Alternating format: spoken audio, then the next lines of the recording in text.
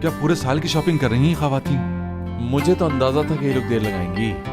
अभी तो और बहुत देर लगनी है मेरे ख्याल में। आज रात खत्म कर लेंगे।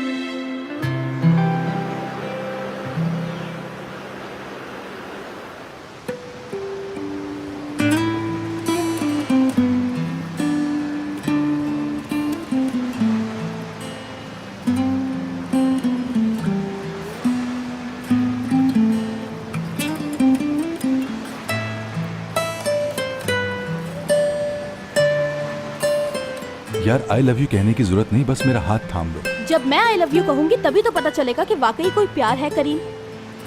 तो क्या अभी तक एक बार भी नहीं कहा तुमने?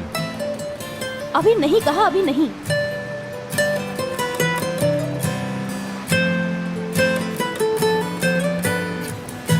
जाने से पहले कुछ और ड्रेसेस खरीदूंगा तुम्हारे लिए। वो किस लिए?